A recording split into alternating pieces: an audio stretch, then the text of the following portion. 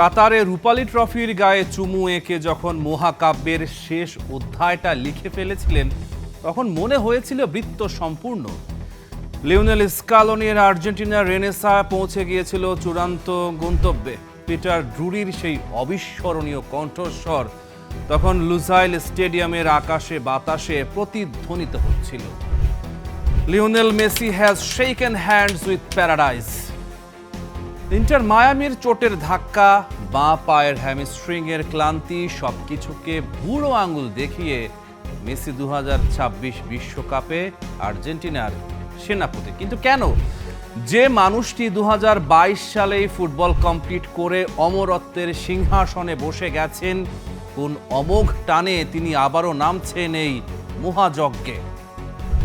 এতকাল মেসি আর্জেন্টিনার হয়ে খেলেছেন পিঠে এক অন্তহীন পাহাড় সম প্রত্যাশার বোঝা নিয়ে। দিয়েগো মারাদোনার ছায়া তার পিছু ছাড়েনি। বুয়েনোস এইরেসের রাস্তা থেকে ভেসে আসা খোঁটা তাকে প্রতিনিয়ত ক্ষত বিক্ষত করেছে। কিন্তু কাতার বিশ্বকাপের ফাইনাল ছিল সেই অভিশাপ মুক্তির রাত। এখন মেসি খেলছেন কোনো দায় ছাড়া, কোনো কিছু প্রমাণ করার তাগিদ ছাড়া। যখন একজন শিল্পীর ওপর থেকে সব বাধ্যবাধকতা টুটে যায়, যখন তার তুলির আঁচড় হয়ে ওঠে আরও স্বাধীন, আরও বিধ্বংসী, মেসি এখন খেলছেন কেবলই আনন্দের জন্য। ফুটবলকে ভালোবেসে যে খেলাটি তাকে সব কিছু দিয়েছে, সেই খেলাটার সবুজ ঘাসে আরও কয়েকটা বিকেল কাটানো। আর্জেন্টিনার বর্তমান দলটার দিকে তাকালে এক অদ্ভুত রসায়ন চোখে পড়ে। এনজো ফার্নান্দেজ, হুলিয়ান আলভারেস কিংবা অ্যালেক্সিস ম্যাকঅ্যালিস্টার, এরা সবাই মেসির খেলা দেখে বড় হয়েছেন। এদের কাছে মেসি নিছক একজন অধিনায়ক নন, এক অলৌকিক চরিত্র। ভিডিও চিত্রের গভীর বিশ্লেষণে এটা স্পষ্ট যে আর্জেন্টিনার বর্তমান স্কোয়াডের প্রতিটা রন্ধ্রে রন্ধ্রে মিশে আছে মেসির ছায়া। আর্জেন্টিনার ফ্রি কিক, লং ডিস্টেন্স শটের নিখুঁত নিশানা কিংবা ট্যাকটিক্যাল পাসিং, সব কিছুতেই মেসির জাদুকরী ছোঁয়া দৃশ্যমান। কাতারের মেসি যদি 100-তে 100 হন, তবে এবারের মেসি অন্তত 80। কিন্তু এই 80 আরও বেশি বিপজ্জনক, কারণ অনেক বেশি স্মার্টার এবং এনার্জি সেভিং। মেসি এখন শক্তি অপচয় করেন না, বরং সঠিক সময়ে সঠিক ক্ষুরধার ছোবলটি মারেন। স্কালোনি খুব ভালো করেই জানেন মাঠে মেসির শতভাগ ফিটনেস না থাকলেও ড্রেসিং রুমে তার কেবল উপস্থিতিটুকুই প্রতিপক্ষের বুকে কাঁপন ধরানোর জন্য যথেষ্ট। মেসি দলের জন্য এক রক্ষা কবচ। তরুণরা যখন মাঠে খেই হারিয়ে ফেলে, তখন মায়াবী বাঁ পায়ের একটা আলতো ছোঁয়া কিংবা জাদুকরী পাস পুরো ম্যাচের ভাগ্য বদলে দিতে পারে। মেসি নিজের শেষ রক্তবিন্দু দিয়ে এই তরুণদের হাত ধরে ফুটবলের বিশ্ব মঞ্চে আরেকবার পথ দেখাতে চান। 2026 বিশ্বকাপের আয়োজক আমেরিকা, মেক্সিকো, কানাডা। মেসি বর্তমানে খেলছেন যুক্তরাষ্ট্রের মেজর লিগ সকারে ইন্টার মায়ামির হয়ে। এবারের বিশ্বকাপ তার জন্য এক অর্থে নিজের সেকেন্ড হোমে খেলার মতো। চেনা মাঠ, চেনা দর্শক আর নিজের বর্তমান ঠিকানার আঙিনায় বিশ্বকাপ ধরে রাখার এই লড়াই মেসির জন্য এক পরম মনস্তাত্ত্বিক স্বস্তি। তিনি তো সেই জাদুকর যিনি চাঁদের আলো পকেটে পুরে লুসাইলের রাতকে আলোকিত করেছিলেন। মেসি 26 বিশ্বকাপে এসেছেন ফুটবলকে এক শেষ রূপকথা উপহার দিতে। উত্তর আমেরিকার সবুজ গালিচায় যখনই বল তার পায়ে গিয়ে চুমু খাবে, বিশ্ববাসী আরও একবার বলবে ধন্য আমরা মেসির যুগে জন্মেছিলাম। বুড়ো ক্রিস্টিয়ানো রোনালদো বিশ্বকাপে পর্তুগালের জন্য আশীর্বাদ নাকি অভিশাপ? 40 পেরোনো বুড়োদের মেলা বসছে আমেরিকায়। লিওনেল মেসি 39 বছরে পা দিয়েও আর্জেন্টিনার আশার আলো। লুকা মদ্রিচ কিংবা এডিন জেকোর মতো যোদ্ধারা এখনও দলের মেরুদণ্ড। কিন্তু এই সব আলোচনা ছাপিয়ে যে প্রশ্নটা সবচেয়ে বড় হয়ে উঠেছে তা হলো, 41 বছর বয়সী রোনালদো কি পর্তুগালের গলার কাঁটা হয়ে দাঁড়াবেন? মেসি বনাম রোনালদো, দুই মেরুর গল্প। 36 বছর পর আর্জেন্টিনাকে বিশ্বকাপ এনে দিয়ে লিওনেল মেসি ফুটবলকে বিদায় জানাবেন এমনটাই ভেবেছিলেন অনেকে, কিন্তু তিনি এখনো খেলছেন। 39 বছর বয়সী মেসি ইন্টার মায়ামির হয়ে ইনজুরিতে পড়ার পরও আর্জেন্টিনার কোচ বা সমর্থকেরা চিন্তিত নন, কারণ মেসি এখনো ম্যাচের চিত্র এক তুড়িতে বদলে দিতে পারেন। মেসি হয়তো এখনো ইউরোপের শীর্ষ লিগের গতিতে 90 মিনিট দৌড়াতে পারবেন না, কিন্তু আর্জেন্টিনার হুলিয়ান আলভারেজ বা রদ্রিগো দি পলের মতো তরুণরা যদি মেসির হয়ে মাঠে জান বাজি রেখে দৌড়ায়, তবে মেসির এক একটা রক্ষণচেরা পাস বা জাদুকরী ফ্রি কিক পুরো ম্যাচের ভাগ্য নির্ধারণের জন্য যথেষ্ট। অর্থাৎ মেসিকে খেলানোর জন্য আর্জেন্টিনা দল যে স্যাক্রিফাইস বা ত্যাগ স্বীকার করছে, তার ফল তারা হাতে নাতে পাচ্ছে। কিন্তু রোনালদোর গল্পটা একেবারেই আলাদা।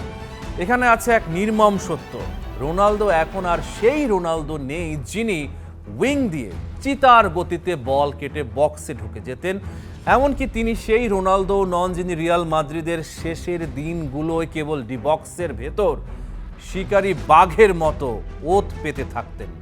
41 বছর বয়সে রোনালদোর প্রভাবের পরিধি সংকুচিত হতে হতে একদম ছোট হয়ে এসেছে। এয়ারে তিনি এখনো দারুণ, ফিনিশিংটাও রক্তে আছে, কিন্তু মাঠে তার মুভমেন্ট এখন এতটাই সীমিত যে আধুনিক ফুটবলের হাই প্রেসিং গেমের সাথে তিনি আর খাপ খাওয়াতে পারছেন না।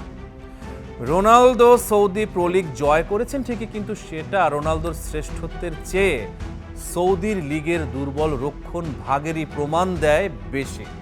পর্তুগালের সোনালী প্রজন্ম কি রোনালদোর আড়ালে ঢাকা পড়ছে? পর্তুগাল ফুটবল দল এখন তার ইতিহাসের অন্যতম সেরা সোনালী প্রজন্ম বা গোল্ডেন জেনারেশন পার করছে। Bruno Fernandes, Bernardo Silva, Rafael Leao, Joao ফেলিক্সদের মতো বিশ্বমানের ক্রিয়েটর বা আক্রমণ ভাগের খেলোয়াড় এখন পর্তুগাল দলে। তারা গতিময়, আধুনিক এবং প্রতিপক্ষের রক্ষণ ভেঙে চুরমার করতে ওস্তাদ। কিন্তু সমস্যা হচ্ছে, যখনই ক্রিস্টিয়ানো রোনালদো মাঠে থাকেন পুরো দলের কৌশল বদলে যায়। সবাইকে তখন রোনালদোকে বল যোগান দেওয়ার জন্য খেলতে হয়, অথচ রোনালদো নিজে এখন আর প্রতিপক্ষের ডিফেন্ডারদের পরাস্ত করার মতো গতি বা ড্রিবলিং দেখাতে পারেন না। ফলে পর্তুগালের এই প্রতিভাবান তরুণরা মাঠে তাদের ডানা মেলতে পারছেন না। 2022 সালের কাতার বিশ্বকাপের কথা মনে আছে তো? সুইজারল্যান্ডের বিপক্ষে নকআউট ম্যাচে যখন রোনালদোকে বেঞ্চে বসিয়ে তরুণ গনসালো রামোসকে নামানো হলো, পর্তুগাল যেন প্রাণ ফিরে পেয়েছিল। তারা সুইজারল্যান্ডকে 6-1 গোলে উড়িয়ে দিল। রামোস করলেন হ্যাট্রিক। মাঠের সেই গতি, সেই পাসিং ছিল দেখার মতো, কিন্তু ট্র্যাজেডি হলো স্টেডিয়ামের দর্শকরা কিন্তু রামোসের হ্যাট্রিক উদযাপনের চেয়ে রোনালদো কখন মাঠে নামবেন তা নিয়েই বেশি মেতেছিল। রোনালদো যখন নামলেন, একটা অফসাইড গোল করে চিরচেনা সিও উদযাপন করলেন, গ্যালারি তাতেই ধন্য হয়ে গেল। রোনালদোর ফিটনেস নিয়ে কোনো সন্দেহ নেই, এই বয়সে তার সিক্স প্যাক কিংবা পেশির গঠন যে কোনো তরুণকে লজ্জা দেবে। কিন্তু ফুটবল তো শুধু ফিটনেস টেস্ট নয়, ফুটবল হলো দলগত রসায়ন আর গতির খেলা। রোনালদো যখন মাঠে অলস দাঁড়িয়ে থাকেন, তখন প্রতিপক্ষের ডিফেন্ডারদের কাজ সহজ হয়ে যায়। পর্তুগাল তখন অলিখিতভাবে 10 জনের দলে পরিণত হয়। I would say one of the best. You cannot stop Neymar. He likes to challenge all the level. Honestly, I'd have to say Neymar. I was a bit starstruck at times. He's unstoppable. Is there more talent than Neymar? সেরা সময়ে মাঠে যখন দৌড়াতেন, মনে হতো মাটি তাকে ধরে রাখতে পারছে না, যেন মাধ্যাকর্ষণ তার জন্য প্রযোজ্য নয়, যেন ফিজিক্সের নিয়মগুলো তাকে কেউ পড়তে দেয়নি। Neymar da Silva Santos Junior, Messi ও রোনালদোর ভয়াবহ প্রতিদ্বন্দ্বিতার যুগে নেইমার সেই একমাত্র ফুটবলার যাকে তাদের পাশে উচ্চারণ করার সাহস রাখত ফুটবল দুনিয়া। টিমমেটরা বলতো বল নিয়ে তার গতি অবিশ্বাস্য, তাকে লাথি মারতে চাইলেও পারবে না, সে ততক্ষণে অন্যত্র চলে গেছে। মানুষটা পাগলামির সংজ্ঞা। কিন্তু প্রতিশ্রুতি আর পরিপূর্ণতা, এই দুইয়ের মাঝখানে জীবন থাকে, আঘাত থাকে, ছায়া থাকে। তিনটা বিশ্বকাপে অংশগ্রহণ, 13 ম্যাচে 8 গোল 4 অ্যাসিস্ট, প্রতিবারই কোয়ার্টার ফাইনালে থেমে যাওয়া যেন ভাগ্যের অভিশাপ। নির্ধারিত সিলিং যার উপরে উঠতে দেয়া হয়নি। 2014-এ মেরুদণ্ডের হারে চির না পড়লে 2022-এ পেনাল্টিতে ভাগ্য একটু সুপ্রসন্ন হলে ইতিহাস কি ভিন্নভাবে লেখা হতো? আর্জেন্টাইন গোলকিপার এমি মার্তিনেজকে প্রশ্ন করা হয়েছিল তিনি যাদের বিপক্ষে খেলেছেন তাদের মধ্যে কাকে থামানো সবচেয়ে কঠিন ছিল। দিবু বলেছেন, কোপার ফাইনালে আমরা শেষ 25 মিনিট নেইমারকে থামাতে পারিনি। আমার মিডফিল্ডার তাকে ধাক্কা দিচ্ছে, সেন্টার ব্যাক জড়িয়ে ধরছে, সে শুধু দৌড়েই গেছে গোলের দিকে। বেলজিয়ামের সাবেক অধিনায়ক ভিনসেন্ট কোম্পানি বলেছেন, সে এমনভাবে খেলে যেন মাঠে সব 11 জনকেই একসাথে চ্যালেঞ্জ করতে চায়, একজনকে নয় সবাইকে। He doesn't like to challenge one, he likes to challenge all 11. 222 million euro, পৃথিবীর ইতিহাসে কোনো ফুটবলারের দাম এত বেশি নির্ধারণ হয়নি। পিএসজি এই অর্থ ঢেলেছিল কারণ তারা বিশ্বাস করেছিল এই মানুষটাই পারবে চ্যাম্পিয়ন্স লিগ ট্রফি প্যারিসে নিয়ে আসতে। কিন্তু মেটাটার্সাল ফ্র্যাকচার, হ্যামস্ট্রিং, কোভিড, গোড়ালির লিগামেন্ট, প্রতিবার যখন সবচেয়ে বেশি দরকার ঠিক তখনই ভেঙে পড়েছে নেইমারের শরীর। Easy looking talent than Ney. I don't think it's possible. 2020 সালে চ্যাম্পিয়ন্স লিগ ফাইনালে উঠেছিলেন ঠিকই, তবে বায়ার্নের কাছে তার দলকে হারতে হয়েছিল 1-0-তে।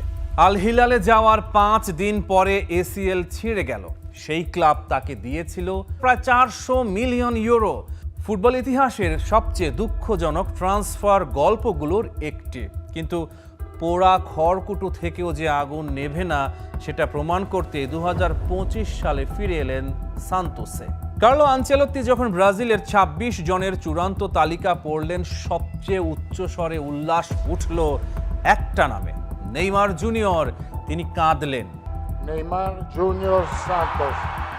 2 বছরেরও বেশি সময় পরে এসিএল ছিঁড়ে ফেরার পর বহু সংশয়ের মুখে ব্রাজিলের 34 বছর বয়সী তারকা, সর্বকালের সর্বোচ্চ গোলদাতা আবার জাতীয় দলের জার্সি গায়ে চাপাবেন।